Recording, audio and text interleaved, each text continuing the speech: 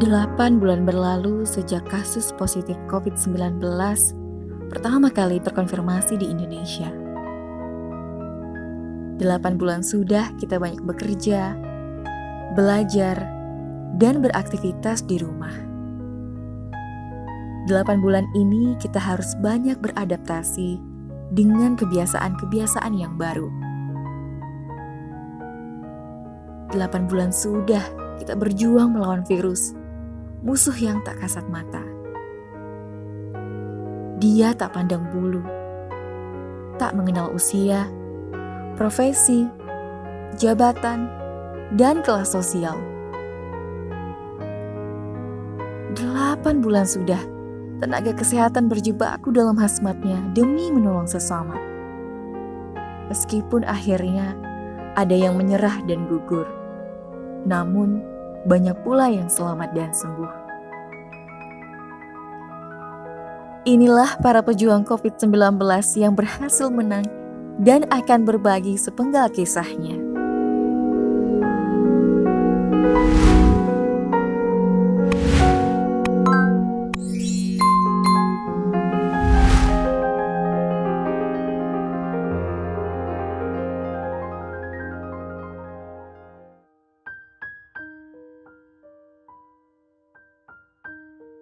Saya dan keluarga sama sekali tidak mengira kalau bisa terkena.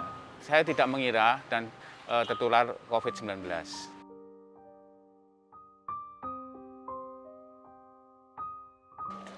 Yang pertama adalah terkejut dan cemas. Sangat shock mengapa bisa terkena corona.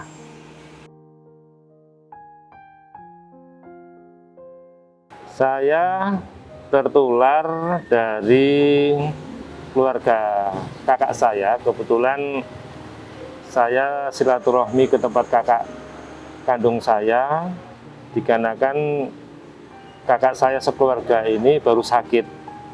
Nah, saya kira hanya sakit flu biasa. Saya sama istri sama anak menjenguk di rumahnya.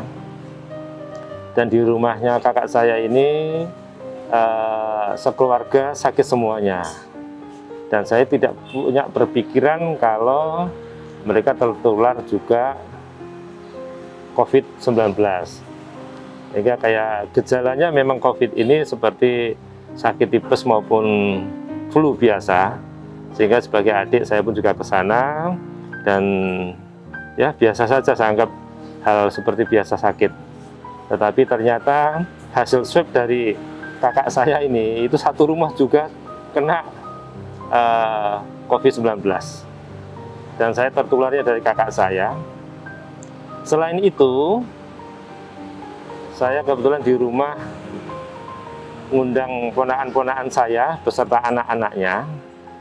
Kebetulan ada syukuran sedikit lah, itu hanya 20 orang.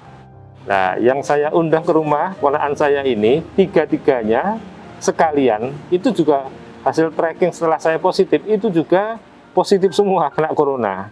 Jadi memang ponakan saya datang ke rumah itu posisi sudah sakit semua. Tapi keluarga saya tidak ada yang sakit. Jadi memang saya kemungkinan tertularnya itu dua, satu di rumah kakak saya, yang kedua ponakan-ponakan yang datang di rumah saya. Itulah yang membuat saya sekeluarga bisa tertular semuanya. Jadi pastinya saya tidak tahu, tapi sebetulnya itu pada hari Rabu saya itu mendatangi suatu acara pernikahan dan pada waktu itu, waktu subuh saya mau sholat, tapi karena lokasi sempit saya turun ke bawah dan sempat sholat di salah satu masjid yang ternyata tidak menggunakan protokol kesehatan yang benar, jadi berdempet-dempet dan tidak menggunakan masker. Nah setelah itu 3 hari kemudian baru saya merasakan rasa tidak nyaman di tubuh saya, meriang dan sebagainya.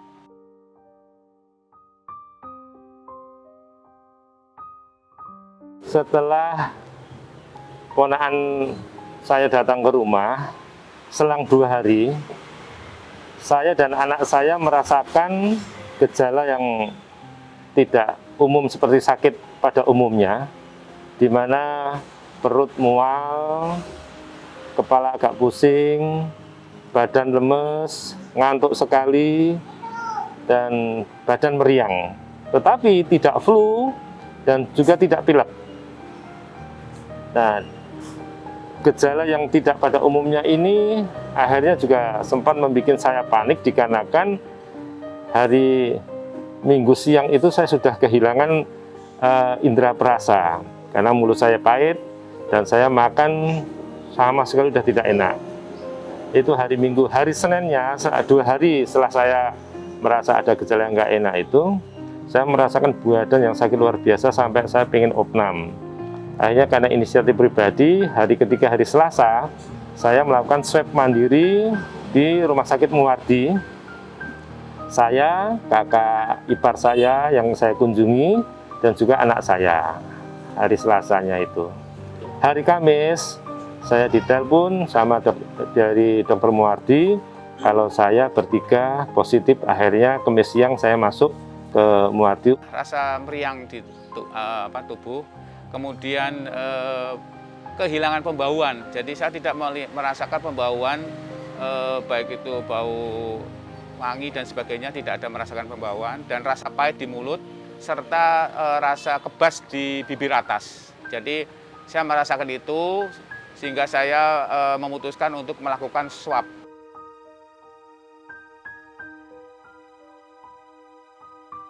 Karena kan kalau di rumah sakit penanganannya lebih bagus dan lebih terjamin.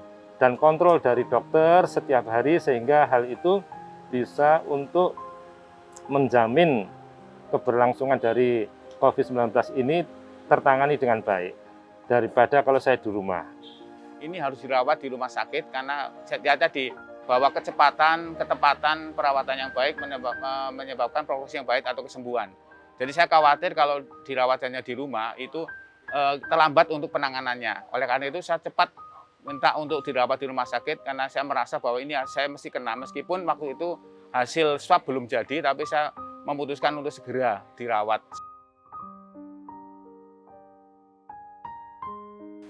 Begitu saya masuk isolasi, ya rasa cemas, rasa takut, ya jadi memang ini adalah penyakit yang tidak main-main, jadi memang rasa cemas dan takut itu sangat-sangat menghantui, dan juga rasa kesepian ya karena memang kan terisolasi. Karena saya termasuk orang OTG di sana dan Muwardi sudah membuat kamar yang di situ membuat nyaman orang yang terpapar COVID.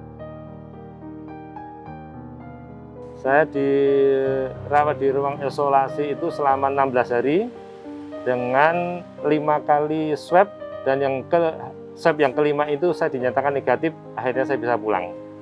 Jadi saya dirawat di ruang isolasi, yaitu masuk pada tanggal 14, keluar tanggal 2 November, sekitar selama 28 hari. Yang terpapar kan hanya saya dan anak saya. Di luar dugaan, ternyata istri saya dan anak saya 1 dan juga pembantu itu juga positif semua. Selain itu juga ponakan-keponakan saya yang kemarin datang ke tempat saya ternyata juga terpapar semua. Hal itu yang membuat agak saya down. Ternyata saya keluarga besar yang masuk ke ruang isolasi Muwardi. Jadi sampai ada 14 orang dari keluarga besar saya yang diisolasi di Muwardi.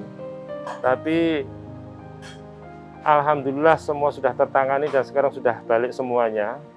Cuma memang ada beberapa yang dimana saya sempat shock juga dikarenakan ada ponakan saya waktu saya diisolasi itu, hari keempat saya dikabari kalau ada ponakan saya yang meninggal karena COVID, dan itu pun juga waktu itu datang ke rumah saya.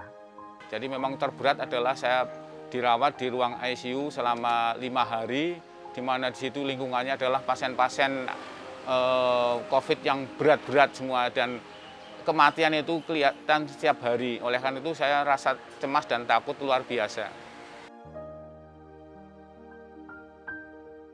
Jenuhan tetap ada, tetapi dikarenakan saya di sana itu bersama istri dan anak-anak saya serta pembantu, itu yang membuat saya happy, bikin senang, dan boleh dikata betah di sana sampai menunggu hasil supaya bisa negatif.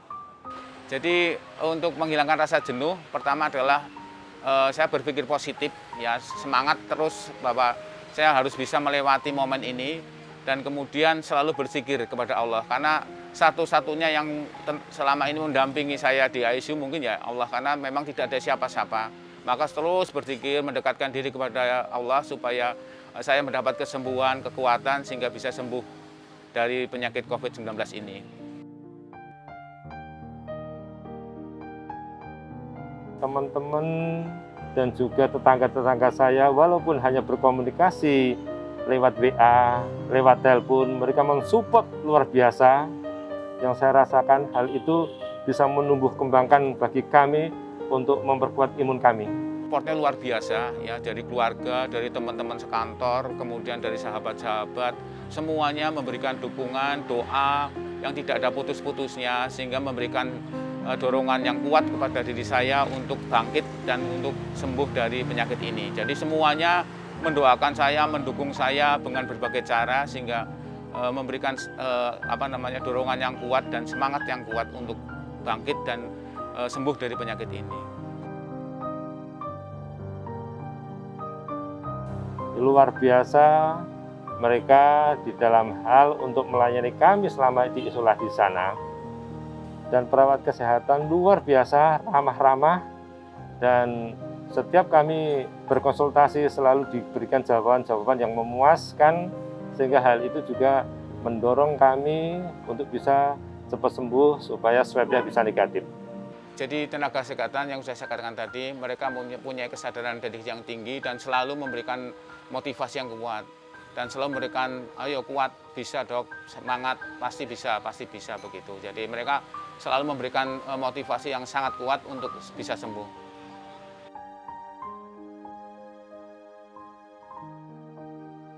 Stigma negatif tetap ada, baik dari beberapa teman dan dari beberapa tetangga, yang dimana masih ada rasa ketakutan untuk berhubungan dengan kami meskipun kami sudah negatif. Jadi memang selama ini belum terasa, oleh karena saya kan masih belum pulang ke Blora, ya, jadi masih ada di Solo untuk istirahat.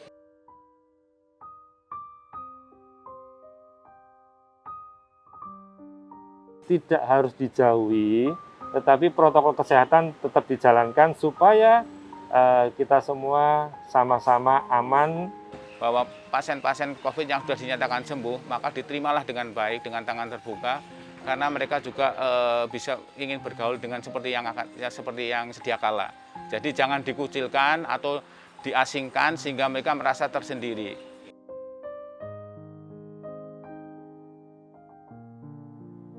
Bahwa COVID itu memang ada, karena memang COVID ini juga makhluk Tuhan yang bisa hinggap di semua makhluk tanpa ada pemberitahuan. Jadi secara medis memang ini ada, tapi kalau ada orang yang tidak percaya, ya itu haknya mereka.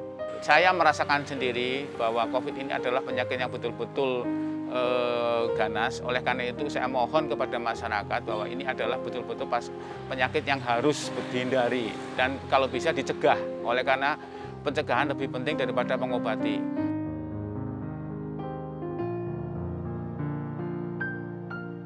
Intinya satu, harus bisa menerima keadaan bahwa pasien terkena COVID. Yang kedua, bahwa untuk bisa meningkatkan imun dengan meminum obat yang sudah diberikan rumah sakit dan juga vitamin-vitamin untuk meningkatkan imun kita.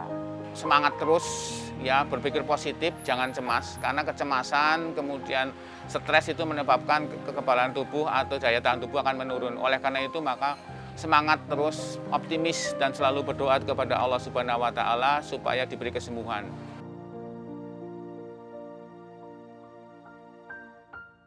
Dengan adanya COVID-19 ini, kita selalu harus dekat kepada Tuhan Yang Maha Esa, karena hal itu adalah kunci dari kesehatan kita semuanya. Kalau kita berpasrah kepada Tuhan Yang Maha Pencipta, bahwa segala sesuatu diciptakan itu mesti ada obatnya, di mana COVID-19 ini ada, pasti juga ada obatnya, dan itu perlu proses. Jadi untuk menghadapi masa pandemi ini, masyarakat harus mematuhi semua protokol kesehatan. yaitu menggunakan masker, sering cuci tangan, dan jangan berkumpul di tempat keramaian. Karena ini adalah sangat penting, karena itulah merupakan salah satu cara untuk mencegah